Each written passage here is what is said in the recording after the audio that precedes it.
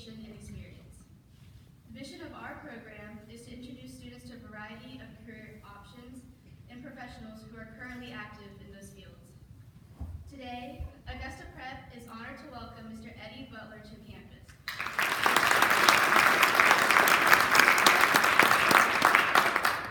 Mr. Butler is a lifelong resident of North Augusta. He has graduated from Wofford College, class of '84, with a degree in economics. Previously, he has served in the local Aiken government as county councilman for 20 years. Now, he owns and operates Butler Automotive, which is an automotive service center with 4 locations in Augusta. He is married to Mrs. Kim Butler and has 3 children, Jack, Lily, and Nick. Apart from his busy life, Mr. Butler is an avid outdoorsman. He has completed many triathlons, and you will often see him running and biking along the Greenway. He is here to speak to you about his personal path into the world of business. Ladies and gentlemen, please welcome Mr. Butler to the podium.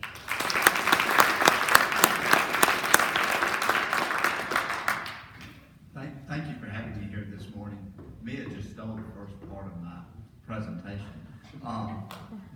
So again, I'm Eddie Butler. I'm married to Kim Butler. We have 3 kids, Nick, Lily, and Jack. One's in college, one's in high school, one's in middle school. I've operated Butler Automotive for the last 35 years. We have 4 locations, about 50 associates. For hobbies, I do run, I read a lot, and I love to travel. I don't get to travel as much as I like, but I am getting ready to do a trip down the Colorado River for 20 days in about 3 weeks, and I'm looking forward to that. I think it'll be pretty exciting. We'll be out of touch, no cell phone service, etc. So that should be fun. I thought this morning, if we could, I'd tell you a little bit about my career. It was less than a perfect path. It had some bumps in the road, some detours, etc. And how I ended up in the automotive repair business after Wofford College. I shared that with you. Then I'd talk about some thoughts and some ideas as far as your career path and things that might be helpful to you as you move forward. And then lastly, assuming we have enough time, I understand we have 8 minutes, I'd like to tell you about a few friends of mine, local people, who've had some unusual career paths and who have made some changes at some inopportune times in their lives. So to start with, when I was your age, or even actually a little younger, my father had a garage, and it was an old style garage, downtown Augusta near Mellow Mushroom, concrete block building, hot in the summer, cold in the winter. There were no lifts, it was dirty, it was greasy, labor intensive, and I had to work there. The only thing I was sure about from that stint was that if it required college not to be there, I was going to college. I was not going to be in that business later on. That there had to be a better way. By high school, my parents had a mom and pop type convenience store in North Augusta, screen door, walk-in coolers, and I had to work there. It's a family business. So I learned about margin and markup. I learned about inventory. I learned about how to run a cash register, how to open, how to close. There was retail, there was interaction with people. And those skill sets would come back to help me later on in life. And I cringe to think about this, but as you guys, the seniors, as I'm your age in North Augusta High School, I made the decision that I was running for the county school board while I was a senior. I almost won. A lot of this less than within 1%. So while I'm in high school, I'm campaigning for the school board to be my principal's boss. He wasn't pleased. I knew that I was somewhat passionate about government and about public service. So as I graduated and I went off to Wofford, I was a government major. Thought maybe law school, maybe business, but I wasn't sure. I wasn't sure. I went to Wofford. My second year, I'm taking a class, Money in Banking. They're talking about Regulation Q, which was an old regulation that had to do with the banking industry. We're talking about stocks. I lit up. I had an interest in stocks. My dad had always told me that's something for rich people. And I didn't understand, why is it just for rich people? I want to know more about that. And I found that I had a passion for that, and I changed my major immediately to economics. And I did well in economics when I was at Wofford, but unfortunately I didn't do so well in other subjects. I wasn't focused and I didn't apply myself.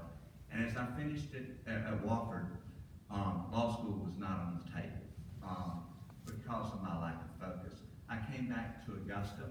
I still wasn't sure what I was going to do. I went to work in a parts house downtown that I had worked at summers during college. And while I was there, I was looking at other opportunities. You got to remember, I'm just out of college. I've got friends that are going to law school, friends that are going to med school. And do I really want to say I'm going to work in my father's garage? And some of that, we put a large emphasis on image and things of that nature. So it took a while to come to grips, but as I'm working in this parts house, I'm meeting people in the industry, I'm starting to read some of the periodicals, starting to have some ideas on how I might improve that business. And at some point I decided to go to work with my father. And in the first 5 years, things took off. We built a new location. It was a good business, and we did some things right. But around the time I'm in my mid-20s, I've gotten back in the government. I'm on the county commission. I think by the time I was 24, I was serving in government again, and which was a distraction from business at some level because I was thinking about other things as well. I started to think, this business is really good. It's done really well, but is it enough to afford me the lifestyle that I want and my parents? You can enjoy the occupation, you can enjoy what you're doing, but we all have expectations about lifestyles as well, and our career has to meet all those needs. So I went and met with a mentor. I had taken the GRE. I was looking at going back to get my MBA. I was looking at other things I could do. I was thinking about running for state office, and he told me, he said, you need to invest in your own 2 feet. You need to look around. You always assume the grass is greener on the other side. You've got an opportunity in front of you, and you need to focus. And I resolved at that point that I was going to. I immediately opened up another location. We started to grow our business. And after I've been there 35 years. The business has been there 45 years. I would tell you, it's been a good business, and in a lot of ways, I've fostered a lot of relationships in that respect. And financially, it's been a good business. It's allowed me to get into other businesses and other industries. So it's been very rewarding, and I have no regrets. But I would remind you, at 15 or 16, the only thing I was absolutely certain about was I didn't want to be in the automotive repair business. So your plans can change. That's okay. Now, as far as your career plans go, my kids are glad I'm telling you this and not them because they've heard it 100 times. When you go to college, I would be a big proponent of education over vocation. There'll be plenty of time for a job or a vocation after you get out. But as you're in college, pursue an education. The world is changing. I would tell you to get ready for a lifetime of skills training and retraining. Technology in every industry is changing, and they're changing fast. I don't know if you know this little known fact, but the MBA program was founded years and years ago because engineering students, their skill sets would be antiquated after about 7 to 10 years in the field, and they didn't know what to do with these old engineers, so they came up with an MBA program that was not for business students, it was for engineers who had been replaced by younger engineers, if you will. And that phenomenon is happening in every industry more than it ever has in the past.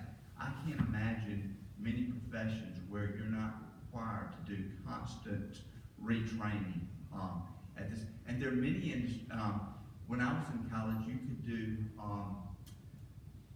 textile management. Well, the textile industry is almost completely gone now. How would you like for that to have been your management in college, and the industry doesn't even exist anymore? Another statistic that I've always liked, they say that 85% of the jobs for 20 years from now have not been invented or created yet.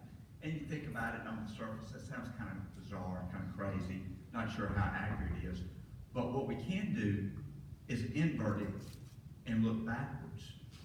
What jobs do we have today that didn't exist 20 years ago? You couldn't have been an Uber driver.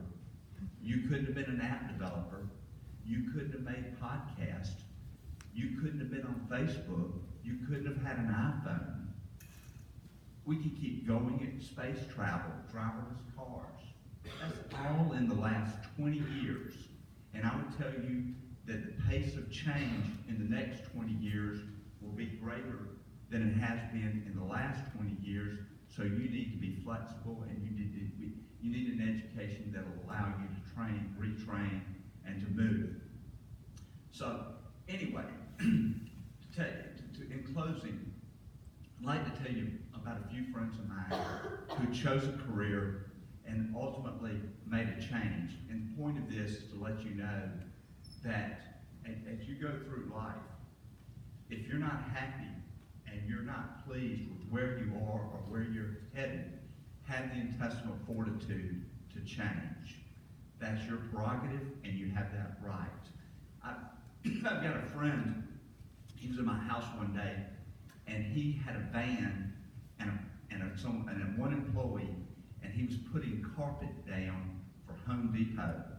And it was a tough gig, and he had 3 kids, and he was thinking about a change. And I have to tell you, he was a chemical engineer prior to getting into this business, but he had gotten into this business and it wasn't working out very well. He told me he had taken the MCAT. I said, really? Well, he's an anesthesiologist in Wilmington, North Carolina today. Went back to med school at 40 years of age. I've got another good friend I had dinner with the other night. He came here from another country, and he didn't go to college. And he went to work at CAVS in the kitchen. He had a passion for cooking. He's very good chef. And he opened up a restaurant. He was running a restaurant in Augusta. And he got married, and he had a kid, and I think he had some of the thoughts that I had thought about whether this lifestyle was conducive to family life, whether it was going to provide him with the resources that he needed long term. He made a change. He had a friend in Europe that had invented a new type of flooring. He went into the flooring business. Last year when he sold and he retired, he had one of the largest flooring businesses in the world. He had thousands of employees, did quite well. I could tell you story after story about people who made changes that worked out for them in the end. So as you go forward, I would just leave you with one. Don't be afraid of change. Don't be afraid of change, and read as much as you can, because the world will be changing and you'll need to stay on top of it. Thank you.